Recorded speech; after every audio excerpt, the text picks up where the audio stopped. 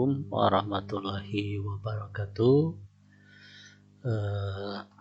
Selamat pagi, salam sejahtera bagi kita semua. Kali ini saya akan menjelaskan perihal seni dan teknologi, tapi dikaji dari persoalan mendasar, yaitu bagaimana yang disebut dengan secara fitrah kita memang memiliki dua bagian otak, bahkan ada yang menyatakan 4 kuadran, bergantung. Teori itu sangat beragam menyatakan tentang hal tersebut, begitu ya.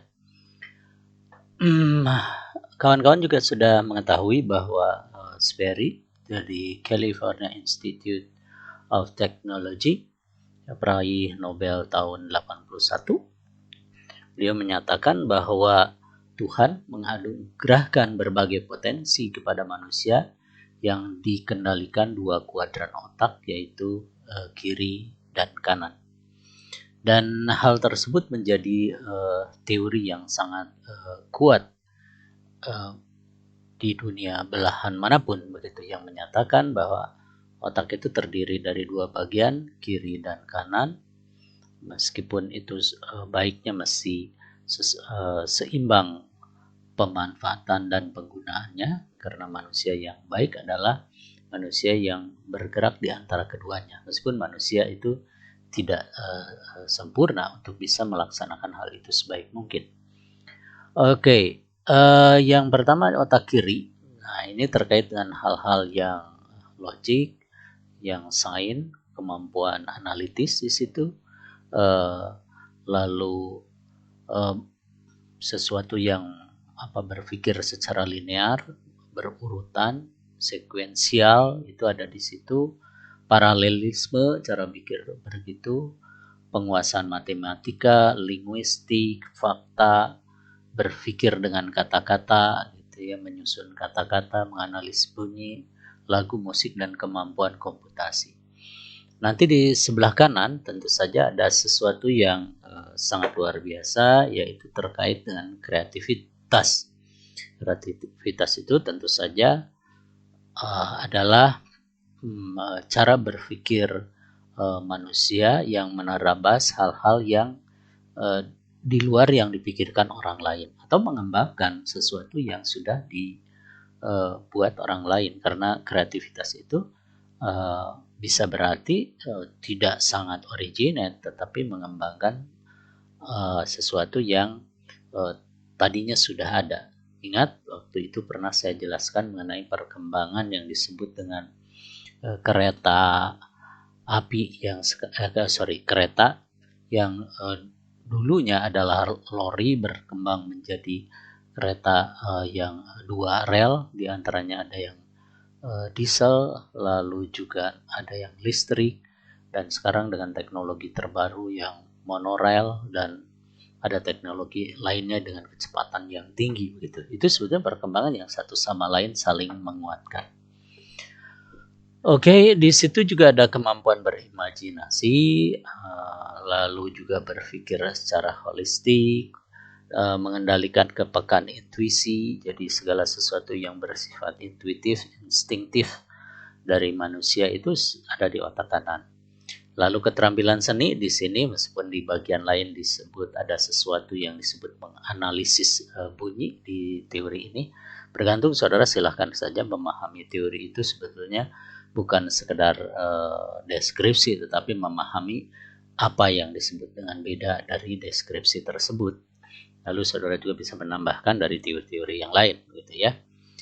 Nah, di keterampilan seni ada di sebelah kanan, nanti juga sesuatu yang visual ada di kanan, dinamika lagu, musik, tune of songs ada di situ, termasuk juga mengendalikan ya konon sampai dengan mengendalikan mimpi, begitu ya. Jadi ini ada di sebelah kanan, dan ada yang menyimpulkan yang kanan itu sebetulnya ya berpikir yang sifatnya imajinatif, yang kiri berpikir sifatnya yang sains, gitu ya, atau yang kiri sesuatu yang logik, di sebelah kanan berkaitan dengan creativity. Meskipun teori itu juga bisa di antara keduanya bisa dinyatakan sebagai satu kesatuan ya. Sebab orang berpikir kreativitas ada berpikir logiknya. Sesuatu yang logik juga difikirkan secara kreatif oleh orang gitu ya. Di sini curiosity, rasa keingintahuan juga ya. Sebetulnya rasa keingintahuan juga ada berpikir yang secara analitik juga, sebetulnya kedua-duanya seperti itu. Makanya saya setuju dengan pernyataannya Einstein, jadi hidup itu laksana bersepeda lah gitu ya. Bersepeda itu harus mengayuhnya, juga harus menyeimbangkan. Nah itu otak itu seperti itu gitu ya. Dan dari hal tersebut ya sebetulnya tidak aneh kalau banyak teori, pendapat, buku yang menyatakan teknologi dan seni itu sesuatu pembahasan yang sangat khusus begitu ya. Tetapi sebetulnya tidak aneh karena di dalam pikiran kita juga berpikir kedua hal itu. Berikutnya manusia juga sebagai Homo sapien atau makhluk manusia yang berpikir tentu saja akan menghasilkan buah pikiran itu beragam, mulai dari sainsnya sendiri karena tadi persoalan otak kiri juga dan sesuatu yang terkait dengan seni karena kita akan fokus ke cara pemikiran di otak kanan yang seninya yang terkait dengan creativity, meskipun creativity tidak melulu terkait dengan seni gitu ya. Tapi baiklah kita fokuskan saja kepada Homo aestheticusnya begitu ya. Oke, semacam itu. Jadi mengapa hal itu menjadi satu kesatuan di teknologi dan seni? Ini merupakan irisan di antara keduanya, in between kedua-duanya itu menjadi bagian penuh dari cara manusia berpikir. Ingat, ketika kita berkarya, logikanya. Jadi ada yang menyatakan munculkan dulu idenya lalu berkarya, misalnya di melukis, membuat konsep dulu atau melukis dulu.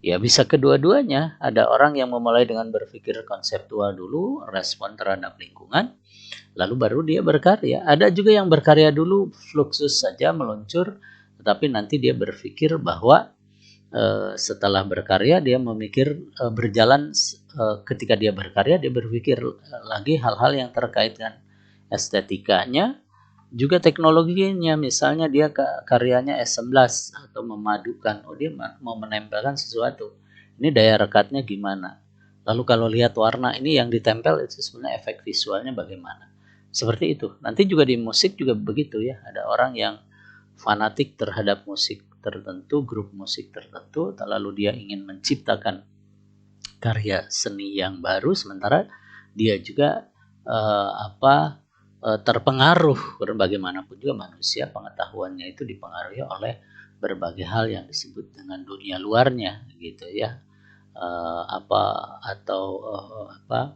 outer world-nya. Outer world itu mempengaruhi dirinya selain dari inner world-nya. Ingat teori yang pernah saya sampaikan pada